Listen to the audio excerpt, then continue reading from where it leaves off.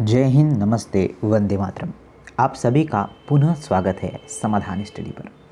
साथियों, आप सभी लोगों के लिए सभी साथियों के लिए एक बार पुनः हमारा बेहतरीन सा सेशन जो आपके सेल थ्योरीज से रिलेटेड जितने भी क्वेश्चंस बनते हैं ये सारा आपके सिलेबस के अकॉर्डिंग एनसीईआरटी के अकॉर्डिंग चल रहा है। तो आगामी नीट एग्ज़ाम, पीएनएसटी और वेटनरी जैसे सभी एग्ज़ामों के लिए ये काफ़ी इंपॉर्टेंट सेशन है। तो चलिए स्टार्ट करते हैं आज का यह महत्वपूर्ण सेशन। 30+ आपको क्वेश्चन करवाऊंगा विद स्कैप फैक्ट के साथ। ओके, तो चैनल पर नए हैं तो चैनल को सब्सक्राइब कर लीजिएगा ताकि हमारी सारी क्लासेस आपको मिलती रहे। सारी अपडेट, सारी क्लासेस, गवर्नमेंट जॉब, नर्सिंग से रिलेटेड सब कुछ अपडेट आपको अपने ऑफिशियल चैनल पर ही मिलती है। तो पहला क्वेश्चन देखिए साथियों क्या है। ठीक है, सेल थ्योरी आपको दिख रहा है टॉपिक 1। अब इसके बाद टॉपिक 2 आएगा यूकेरियोटिक सेल के बारे में। मतलब ऑलमोस्ट मैं सभी सिमिलर चीज़ें लेकर चल रहा हूँ। निम्न कथनों में से कौन सा कथन असत्य है? निम्न कथनों में से कौन सा कथन असत्य है? पहला क्वेश्चन आपके स्क्रीन पर आ चुका है। अब देखिए, ध्यान दीजिएगा। एक कोशिकीय जीव अपना स्वतंत्र अस्तित्व बनाए रखने में असमर्थ है। बिल्कुल सही है। कोई भी संरचना जो पूर्ण कोशिकीय संरचना के बराबर नहीं होती है स्वतंत्र जीव को नहीं दर्शाती है। बिल्कुल सही है। एक जर्मन वनस्पति वैज्ञानिक मैथिस जो है स्लाइडेन ने कि नहीं साथियों, ये तो रॉन्ग है। लियोनहॉक प्रथम जीवित कोशिका देखी तथा वर्णन किया था। ये तो सही है। मतलब ऑप्शन नंबर जो सी है यहाँ पर असत्य है, बाकी सभी सत्य है। ओके, चलिए। सेल्डन और स्वान ने क्या किया था? सेल थ्योरी दिया था, तो ये तो गलत है। देखिए आगे चलते हैं। नेक्स्ट क्वेश्चन की बात करें। बोला गया है कि उस वैज्ञानिक का नाम बताइए जिसने बताया कि सर्वप्रथम जीव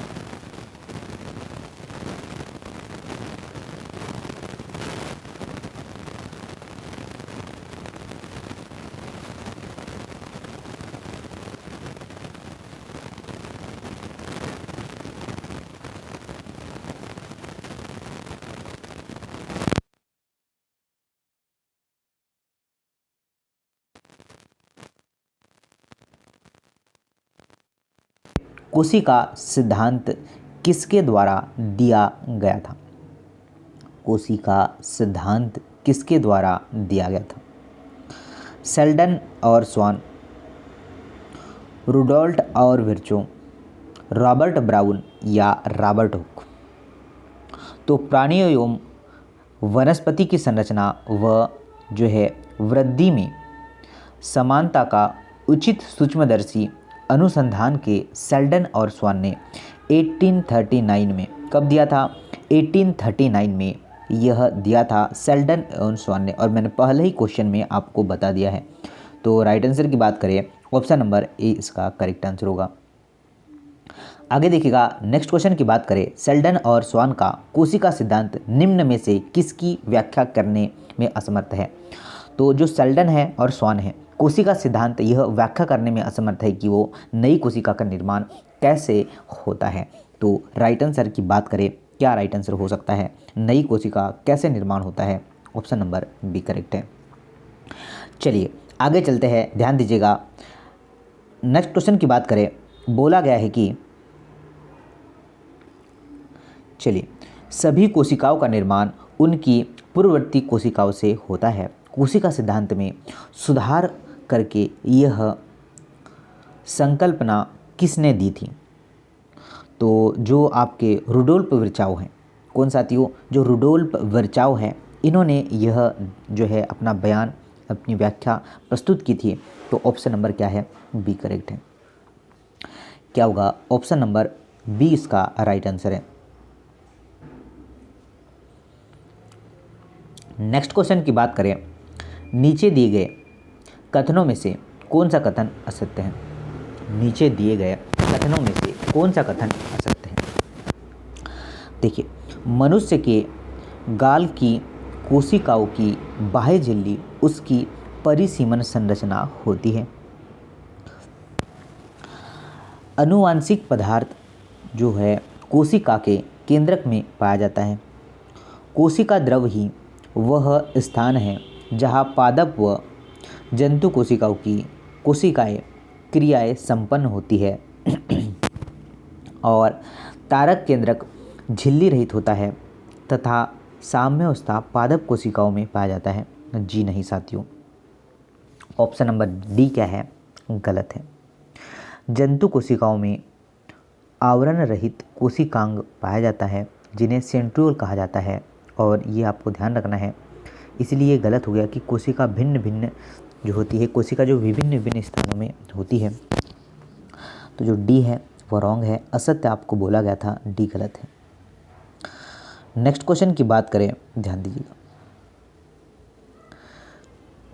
किसमें अनुवांशिक पदार्थ जो है नग्न है, प्रोकैरियोटिक्स कोशिका में या फिर यूकैरियोटिक्स कोशिका में, बहुकोशिकीय कोशिका में, या ए और बी दोनों ही।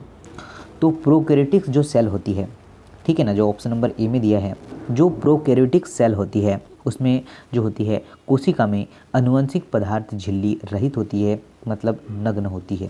तो ऑप्शन नंबर क्या है, ए करेक्ट होगा। आगे देखिएगा नेक्स्ट क्वेश्चन। नेक्स्ट क्वेश्चन की बात करें तो वह कोशिकांग जो कोशिका द्रव के साथ अन्य कोशिकांगों में भी माइटोकॉन्ड्रिया, राइबोसोम, हरित लवक, अंतःप्रदेशीय जालिका। तो जो आपका राइबोसोम है तो माइटोकॉन्ड्रिया और हरित लवक में उपस्थित होता है और यह प्रोटीन का संश्लेषण करने के लिए आवश्यक होता है। तो क्या राइट आंसर होगा आप लोगों का, ऑप्शन नंबर बी, क्या राइबोसोम। ओके, चलिए आगे बढ़ते हैं। शेयर जरूर करिएगा साथियों। ओके, चलिए आगे देखिए। नेक्स्ट क्वेश्चन की बात करें, सबसे बड़ी एकल जो सेल एकल कोशिका होती है, शुतुरमुर्ग का अंडा, मोर का अंडा, बतख का अंडा, या फिर इनमें से कोई भी नहीं। तो सबसे बड़ी सेल तो आपको पता ही है किस में होती है, शुतुरमुर्ग एग, शुतुरमुर्ग के अंडे में। नेक्स्ट क्वेश्चन की बात करें, निम्न में से प्रोकैरियोटिक कोशिकाएं कौन सी है, प्रोकैरियोटिक्स कोशिकाएं कौन सी है। तो जीवाणु नील हरित शैवाल, ठीक है, ऑप्शन नंबर क्या है जो है ए, जीवाणु आपका माइकोप्लाज्मा और PPLO। ओके, तो ध्यान रखना है, ऑप्शन नंबर आपका डी करेक्ट हो जाएगा। क्या होगा, ऑप्शन नंबर डी इसका करेक्ट आंसर होगा, ये आपको ध्यान रखना है। ओके, चलिए नेक्स्ट की बात करें। नीट में आया हुआ क्वेश्चन है कि अधिकतर कवकों की कोशिका भित्ति का मुख्य घटक होता है पेप्टिडोग्लाइकेन, सेलुलोज, हेमीसेलुलोज, या फिर काइटिन। तो कवक की कोशिका भित्ति किसकी बनी होती है, काइटिन की बनी होती है। ये तो आपको ऑब्वियसली पता है, ठीक है। और इसका नाम एन सिटाइल और आपका ग्लाइको जो है साइमन बहुलक की बनी है। तो ऑप्शन नंबर आपका डी करेक्ट है। ओके, क्या होगा, डी आंसर करेक्ट है। नेक्स्ट की बात करें, निम्न में से कौन सा प्रोकैरियोटिक्स में पाया जाने वाला अनविष्ट पिंड नहीं है? तो साइनोफाइसिक कणिका, ग्लाइकोजन कणिका, या फिर आपका पॉलीसोम, या फिर आपका फास्फेट कणिका, क्या आंसर होगा? तो जो पॉलीसोम है, ठीक है ना, जो पॉलीसोम यूकैरियोटिक्स होते हैं इनमें ये पाए जाते हैं, तथा यह जो है mRNA, किसमें साथियों, mRNA, तो यह जो है mRNA से संबंध जो है राइबोसोम की श्रृंखला के रूप में परिभाषित किए जाते हैं। तो ऑप्शन नंबर आपका सी करेक्ट है। नेक्स्ट की बात करें, प्रोकैरियोटिक्स कोशिकाओं की आनुवांशिक पदार्थ के विषय में कौन सा जो है कथन सत्य है? इनमें छोटे वृत्ताकार डीएनए पाए जाते हैं, केंद्रक झिल्ली द्वारा आबंधित नहीं होते हैं। आगे देखिएगा कि एक वृत्ताकार डीएनए अणु से निर्मित होते हैं या उपर्युक्त सभी। तो सभी, उपर्युक्त सभी इसका करेक्ट आंसर होगा। ओके, डी आंसर करेक्ट है। नेक्स्ट क्वेश्चन की बात करें, जरा ध्यान दीजिएगा। बोला गया है कि प्लाज्म के विषय में निम्न में से कौन सा कथन असत्य है? तो यह जो है अतिरिक्त गुणसूत्र डीएनए है। यह जनन विज्ञान अभियांत्रिकी में उपयोगी है। यह केंद्राभ के प्रतिकृतिकरण से जो है सहायक है। क्या होगा? तो आपका सी ही आंसर बिल्कुल करेक्ट होगा। क्या होगा कि प्रोकैरियोटिक्स में अतिरिक्त लघु वृत्ताकार डीएनए संरचनाएं उपस्थित होती है जिसे प्लाज्मिड कहते हैं। ठीक है, क्या कहते हैं, जिसे प्लाज्मिड कहते हैं। तो ये न्यूक्लियोइड की प्रतिकृतिकरण में सहायक होते हैं। सी आंसर करेक्ट है। ओके, नेक्स्ट क्वेश्चन की बात करें, प्रोकैरियोटिक्स की कोशिका झिल्ली का एक विशिष्ट विभेदित आकार निम्न में से कौन सा होता है? ठीक है, विभेदित आकार की बात करें, राइबोसोम, मीसोसोम, आपका सूक्ष्मांकुर, या फिर आपका रसधानी। तो प्रोकैरियोटिक्स की वह आपकी विशेषता होती है कि इसमें कोशिका झिल्ली एक विशिष्ट विभेदित आकार में होती है। क्या होगा? और इसे हम लोग मीसोसोम कहते हैं। क्या कहते हैं? हम लोग इसे मीसोसोम कहते हैं। तो करेक्ट आंसर की बात करें, ऑप्शन नंबर बी करेक्ट है। क्या होगा? बी आंसर करेक्ट होगा। आगे चलते हैं, ध्यान दीजिएगा। बोला गया है कि इनमें से असत्य कथन का चयन आपको करना है। इनमें से असत्य कथन का चयन आपको करना है। जीवाणुओं की कोशिका भित्ति जो है पेप्टिडोग्लाइकोन की बनी होती है। पीलाई और फिब्रिन, जिसे हम लोग झालर, जीवाणु कोशिका की गति से सहायक है।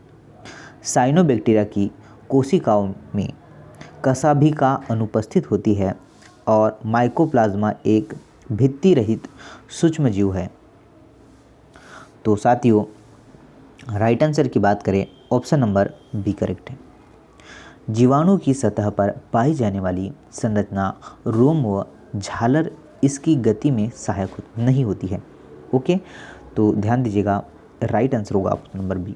क्या होगा? ऑप्शन नंबर बी इसका राइट आंसर है।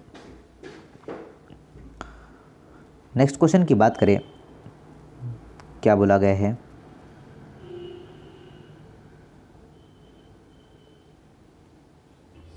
आइए अगले क्वेश्चन पर, निम्न में से कौन सा कथन जीवाणुओं की कोशिका आवरण के विषय में सत्य है?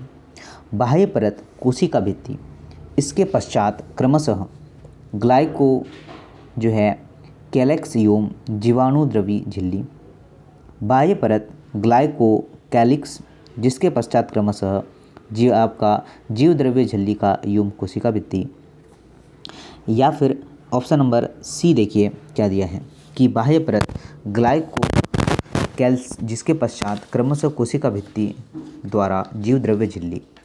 तो देखिएगा, थोड़ा ध्यान दीजिएगा। ओके, जो ऑप्शन नंबर सी है ना, यही इसका राइट आंसर बन जाएगा।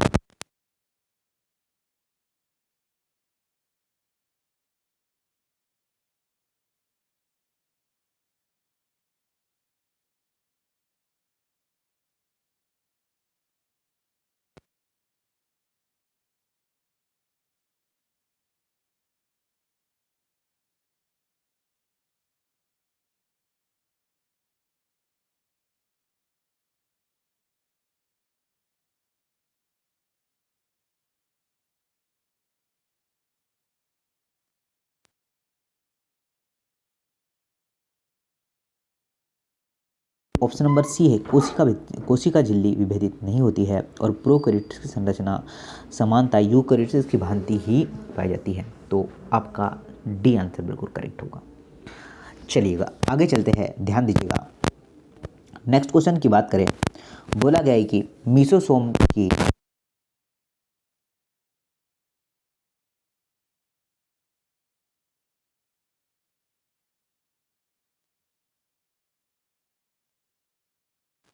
कोशिकीय श्वसन में सहायक है। सी की बात करें, डीएनए प्रतिकृतिकरण में सहायक है या उपयुक्त सभी है। क्या बताइए। राइट आंसर की बात करें, आप लोग जो है अपने मार्क्स जरूर बताइए क्वेश्चन जो सही किया है। ऑप्शन नंबर सी, जैसे क्वेश्चन आपको स्कोर कर रहे हैं।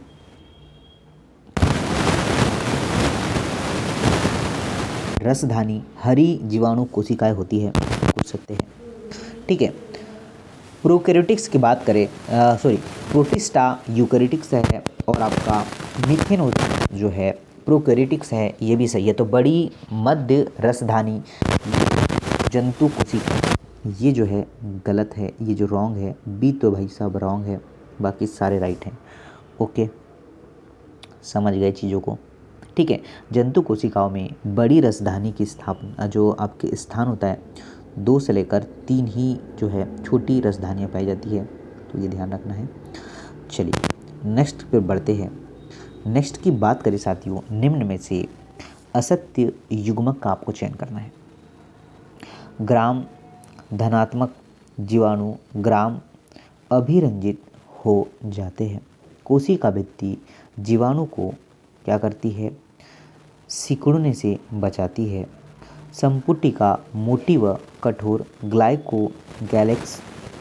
और जो बात करें डी की, पिलाई जीवाणु में गमनांग संरचनाएं, तो आपका पीली जिसे हम लोग कहते हैं,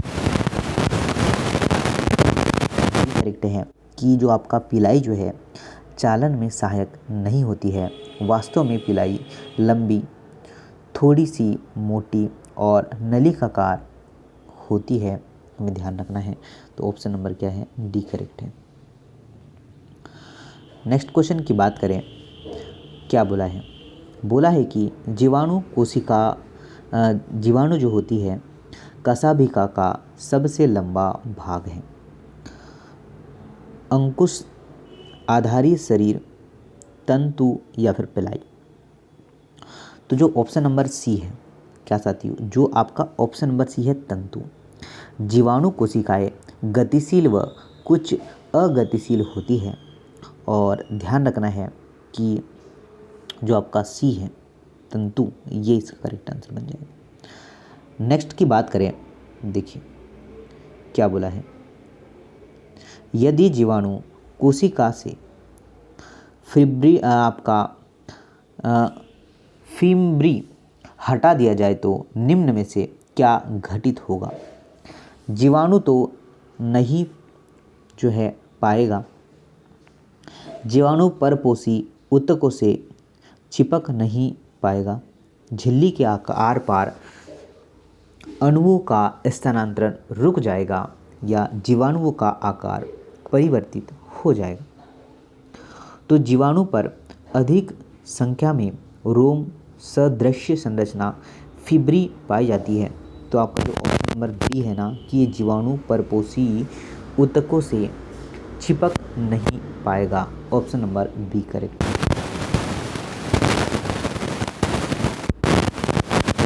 बढ़ते हैं आगे। नेक्स्ट क्वेश्चन की बात करें, प्रोकैरियोटिक कोशिकाओं के बारे में असत्य कथन का चयन आपको करना है। तो देखिए 70 यस राइबोसोम, 50 यस और 30 यस का आपका उप इकाइयों का बना होता है। जी हाँ साथियों,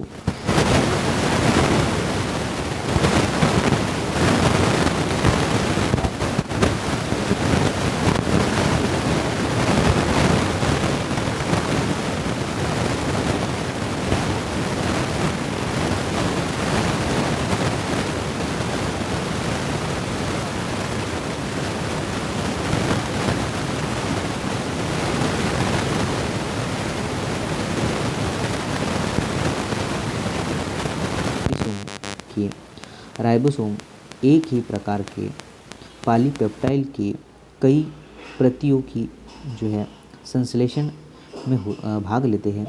डी बी करेक्ट है। ओके हाँ, तो बी रॉन्ग है। तो है आगे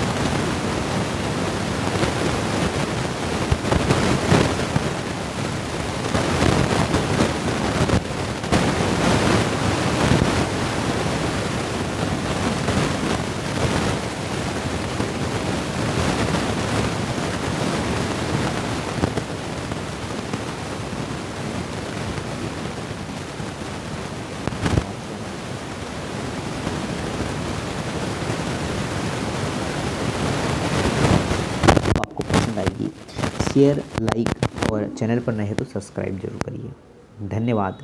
मिलते हैं नए क्लास में। वंदे मातरम।